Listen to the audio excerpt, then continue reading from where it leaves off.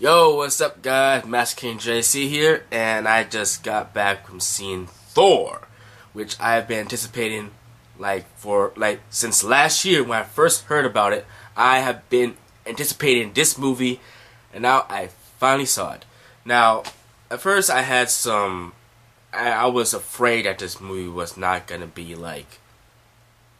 that good, that wasn't gonna live up to my expectations, but I was wrong. I was completely fucking wrong. This movie kicks ass. This movie kicks all sorts of ass. It kicks your mom's ass. It kicks your grandfather's ass. It kicks your dog's ass. Hell, it kicks your ass. This movie, oh man, this movie was amazing. So we start off, in Asgard, where Thor basically, I'm not gonna go. This review is not gonna be It's not gonna be spoilery, so it's not gonna be any spoilers in this review. So I'm just gonna straight up say what happened, but not gonna say any spoilers. I'm just giving my condensed review of the movie. So what happens is Thor, he's in Asgard and he's about to be crowned king or something. But all of a sudden something happens, and these people, I forgot what they call it, the Frost Giants. The Frost Giants, they break into Asgard and try to steal this Frost Casket. I think that's what it's called, but I think it's called the Frost Casket. They try to steal the Frost Casket, but they fail. And Thor's pissed off. He's trying to figure out how the hell did they break into Asgard, and he's like telling Odin, we have to go down there and kick their asses and tell them how the fuck they got in here underneath our watch. Odin's like, no, calm down, relax. There's only a few. We don't need to start the entire war. But Thor doesn't listen, so he goes in and starts shit up, and Odin finds out. He gets pissed, and he takes away Thor's powers, and he banishes him to Earth. So I'm just going over that real quickly. I'm not going to tell you. I didn't say anything spoilery in there. So yeah. Thor ends up on Earth. A bunch of shit happens. Meets Natalie Portman's character. What's her name? Jane Foster, and a whole bunch of other people. Who's a scientist who's researching weather, I think. I don't know what she's researching. I forgot. I know she's a researcher or something, but she's I don't know. Is she researching weather or? I must have skipped past. I must have got in my mind while I was watching the movie. I didn't know what she was researching, but she was researching something. They meet Thor. Thor, he's mortal now. He's on fucking Earth, and meanwhile, it's just going back on an Asgard with Loki, everything, and shit. And this shit happens, and that shit happens, and yada yada yada, and it's pure chaos and shit. And that's pretty much all I'm going to talk about, because if I talk anymore, I'm pretty much going to get into spoilers. But what I thought about this movie, it was fun.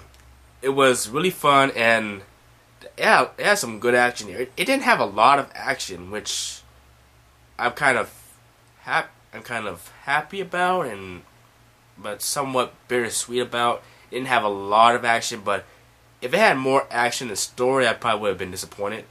But I'm glad that they focused more on the story, and that they switched back. When Thor's on Earth, they would go back and focus on Asgard. They didn't forget about Asgard. They're focusing on what's going on with Loki and Odin and everybody else. And I have to say, Effie Hopkins, he does an amazing Odin. Effie Hopkins was the perfect guy to play Odin in this movie. And what's that other guy's name? Tom Hiddleston, I believe, who played Loki. Perfect. He had me totally convinced that he was Loki. Even his acting was great. It was amazing. I could somehow feel that he was into this character. And so was Effie Hopkins. And Chris Hemsworth, he did a great Thor. He had the whole English accent. I need substance. You dare point a weak little weapon at me, the mighty Thor? And Natalie Portman, who played Jane Foster, she was alright. She wasn't a big part of the movie. She was in the movie, but She was alright. And I also recommend staying after the credits. Staying after the credits and watching, for all you guys, and also for all you guys who haven't seen the movie yet, I recommend staying after the credits. Watch the whole credits and watch the little cutscene at the end. I'm not going to say what happened, but a little someone pops up, and someone else who we thought was pops up also.